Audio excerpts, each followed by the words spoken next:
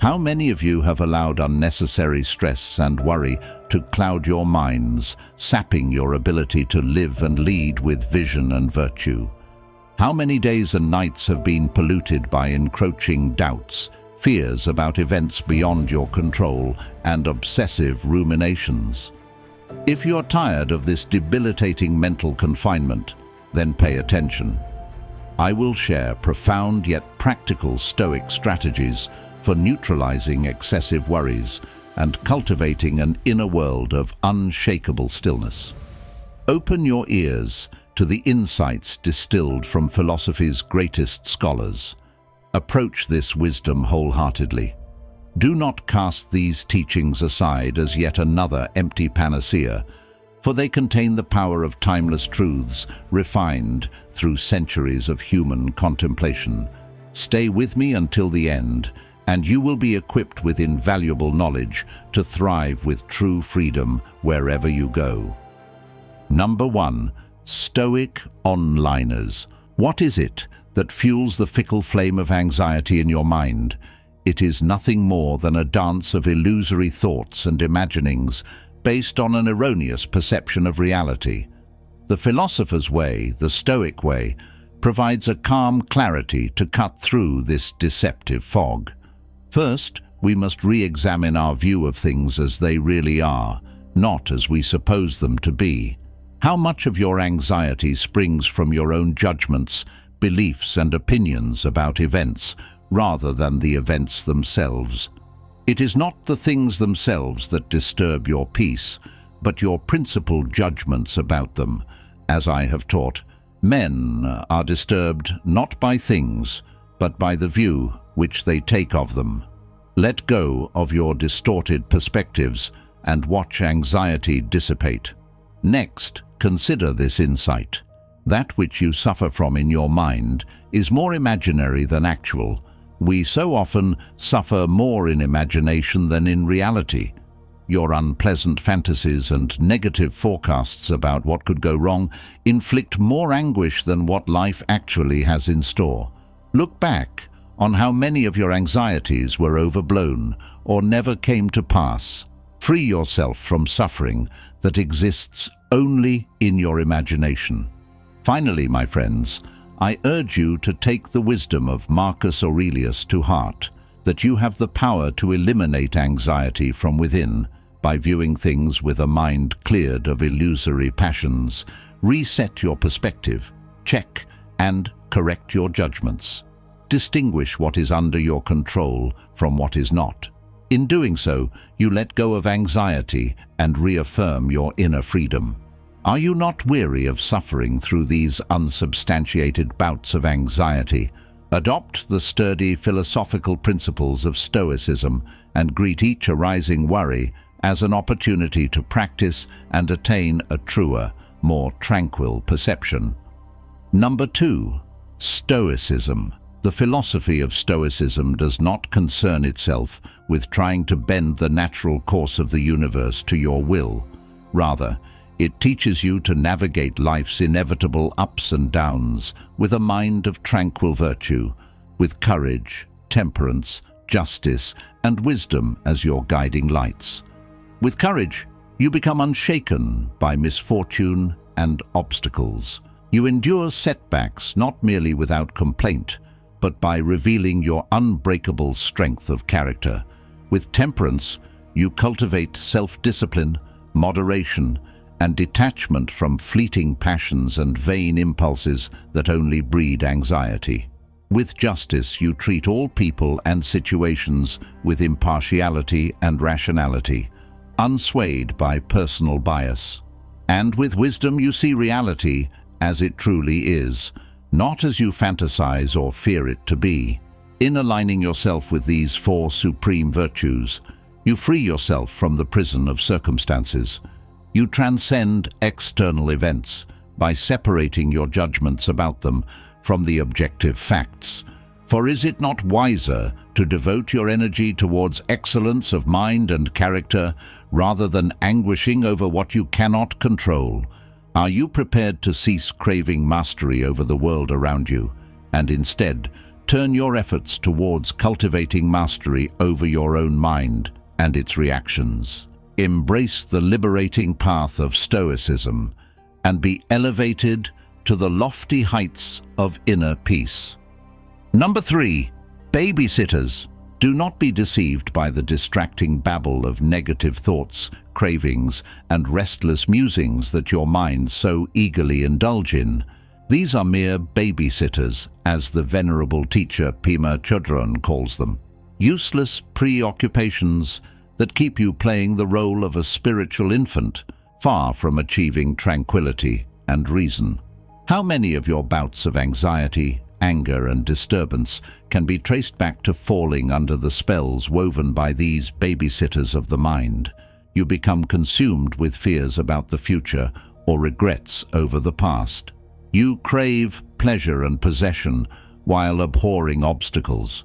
Your mind refuses to dwell in the present, instead incessantly wandering to automatic thoughts and stories that are either based on misconceptions or completely removed from reality.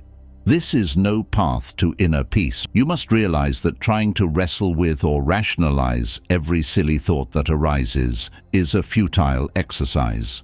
The wiser approach is to step back, disengage with the babbling mind babysitters, and simply observe the bobbing thoughts without judgment or reaction.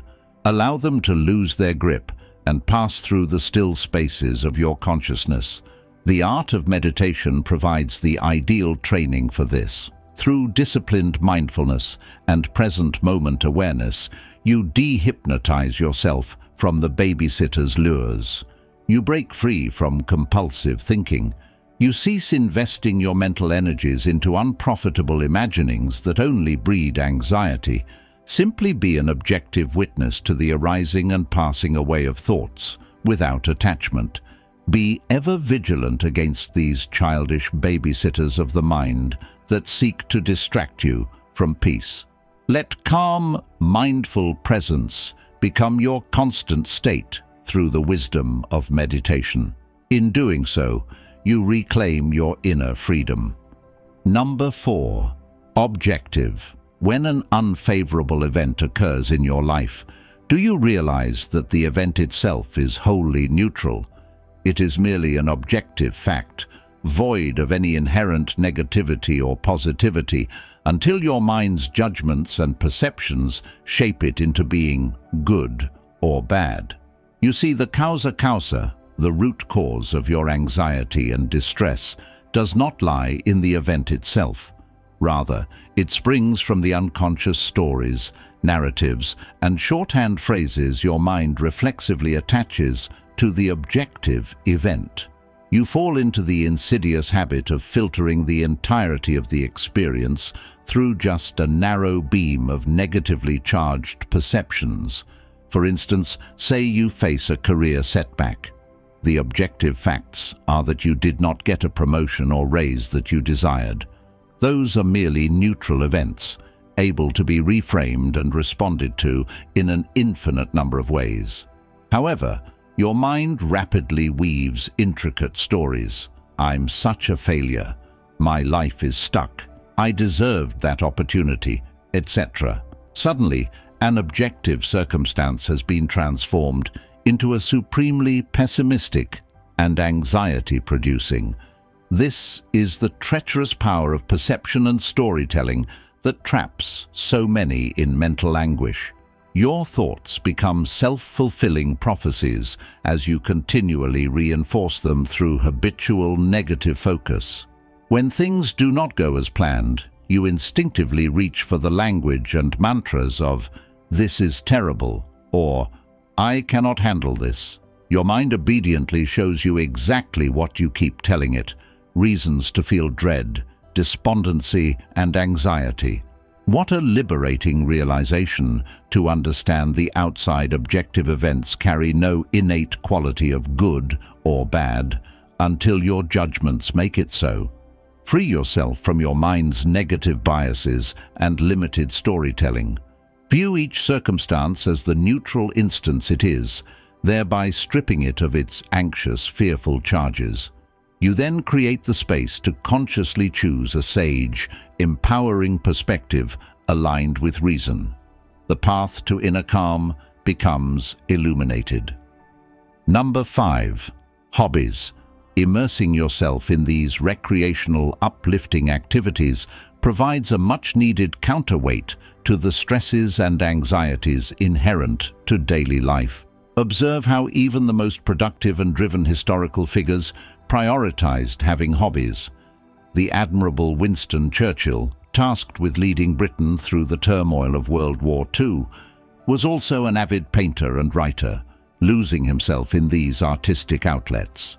Our very own Marcus Aurelius, the indomitable philosopher king, devoted considerable time to writing meditations, capturing his Stoic wisdom between battles and imperial obligations. I too have long held the conviction that we all require hobbies to retain our mental health and equanimity. Idleness and lack of satisfying diversions rapidly breed boredom, apathy, and the type of fretful rumination that opens the floodgates to anxiety. However, having hobbies that excite your passions, challenge your skills, and transport your mind's focus provides a restorative, safe haven. Whether you lose yourself in artistic expression, philosophical discourse, athletic competition, or any other enriching pastime, the psychological benefits are profound. Your mind is relieved of its usual burdens. You become absorbed in the joyful present moment instead of agonizing over the past or catastrophizing about the future. Best of all, as you feel the therapeutic satisfaction of making progress towards hobby-related goals, your self-confidence expands in a self-perpetuating cycle of reduced anxiety. So, I encourage you to make time amidst your professional and personal responsibilities for hobbies that delight your spirit. Dedicate yourself to cultivating skills in areas that provide an emotional respite from life's duties. In doing so, you fortify your mind's resilience and protect it from descending into the abyss of unrelenting anxiety and turmoil. A life blessed with hobbies is one of richer contentment. Number 6. Retreat. I observe many of you frantically searching without methods to attain the inner peace and repose you desperately crave. You exhaust yourself traveling to exotic locales, hoping the change of scenery will calm your anxious mind. You seek oblivion in indulgent pleasures and idle entertainments as temporary reprieves from life's turmoils. Yet all these outward pursuits inevitably ring hollow, providing no lasting cessation from your mental disquiet. For you see, true regeneration, true revitalization of your world-weary souls can only be found within, through the enshrined Stoic practices of mindful stillness and present moment awareness. The soul becomes dyed with the color of its thoughts. Your inability to reign over the incessant stream of anxieties, ruminations, and restlessness projected by your untamed minds is the underlying source of your agitation. Rather than seeking to run from the formidable task of mastering your own mind, I impart to you to face it directly through the skill of bringing stillness to your thoughts. Retreat not to exotic destinations, but to the inner citadels of your consciousness. Find the unshakable refuge in simply being present, ceasing to continually leach onto the mind's errant musings of past and future. As the distracting thoughts arise, observe them with detached equanimity rather than unconsciously proliferating them through obsessive focus. Let them naturally dissipate like temporary ripples on a vast, unperturbed lake of awareness. Steep yourself in the profound tranquility and rejuvenation of simply being here, now, disentangled from your mind's noisy dramas. Is it not true that your most productive, creative, and happiest moments arise from this state of inner stillness, free from the shackles of anxiety? Make a ritual of frequently returning to this revitalizing present refuge throughout your days. Number 7. The secret. How often have you stifled a sincere question for fear of how you might look to others, worried that admitting your lack of understanding would open you to ridicule or judgment?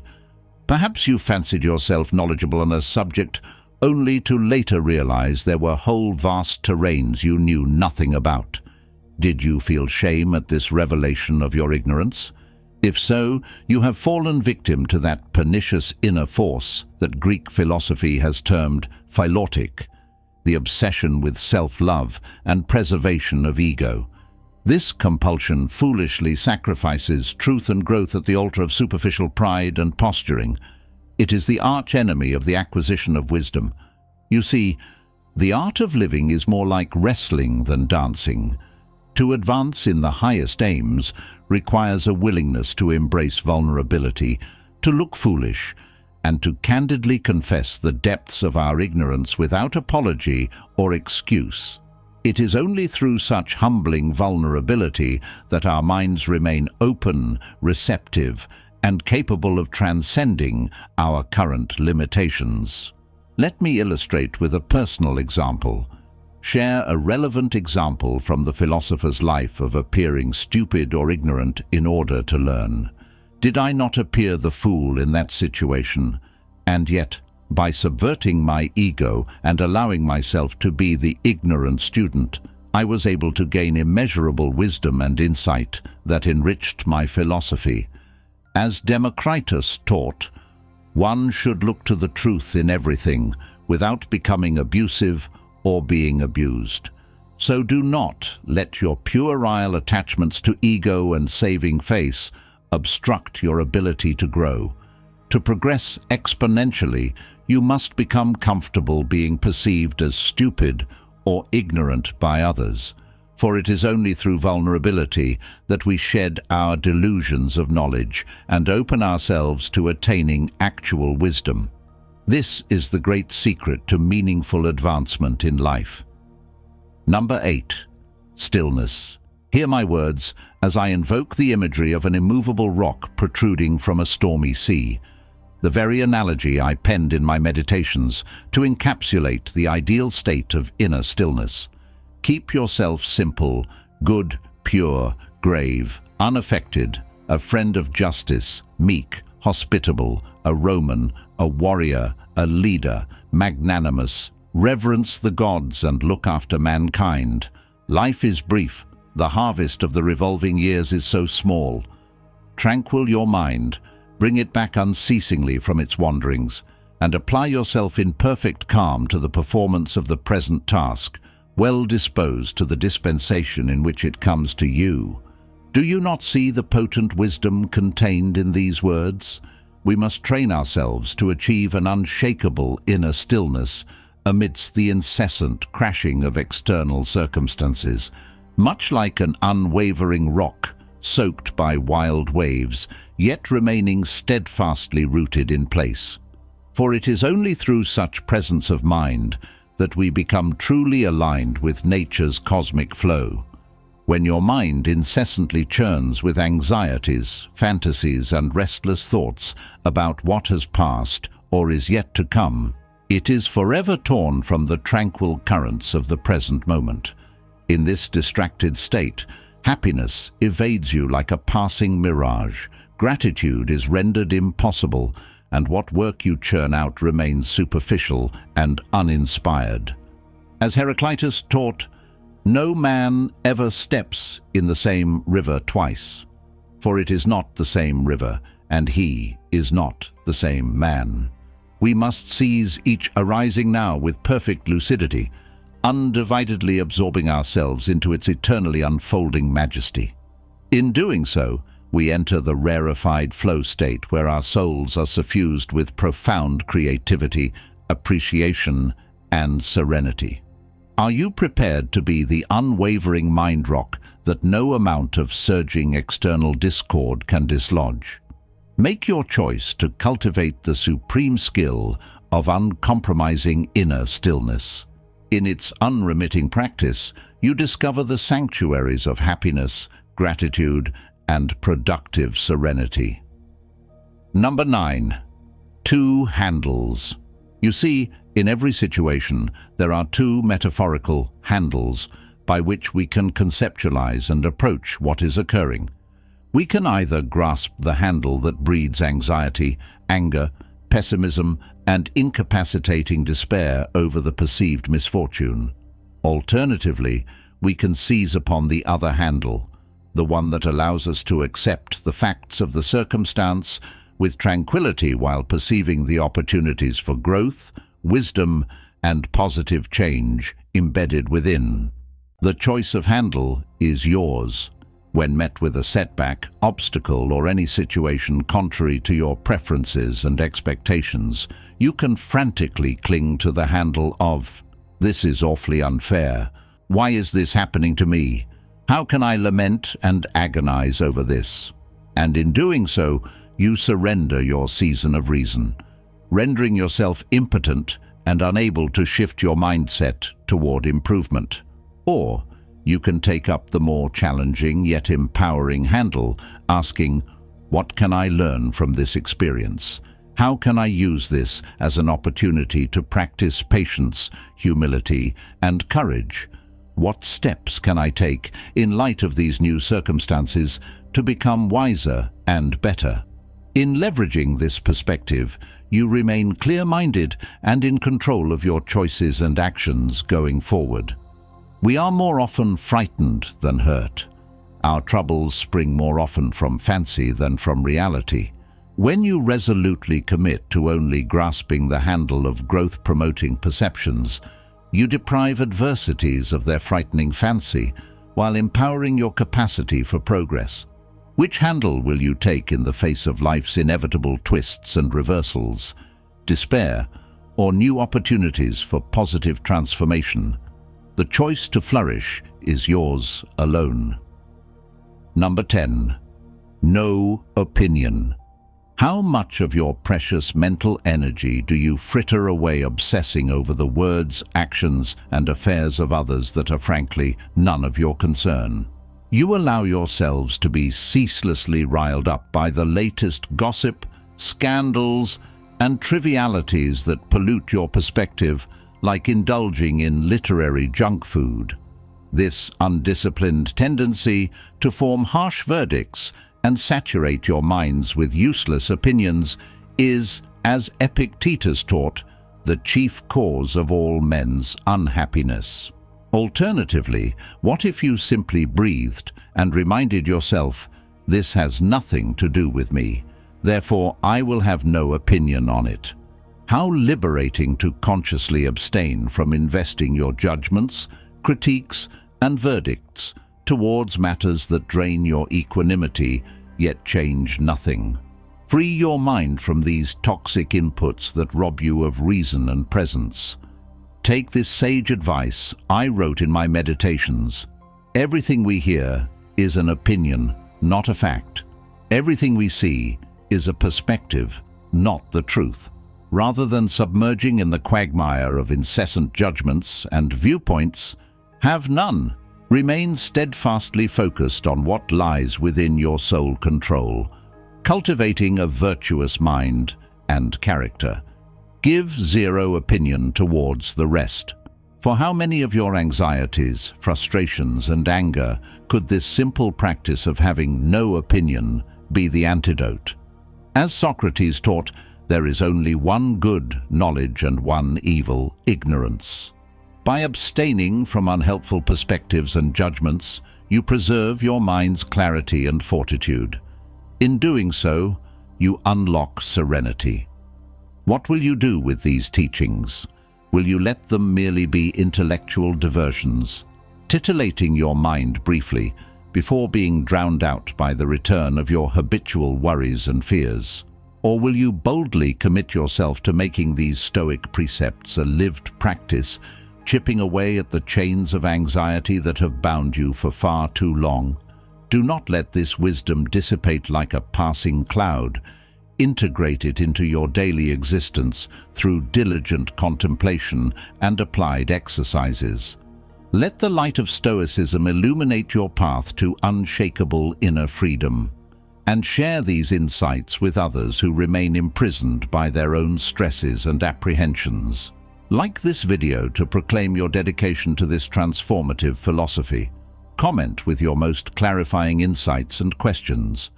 But most importantly, allow these principles to be metabolized fully. Only then can you experience the supreme tranquility all humans crave, yet so few achieve.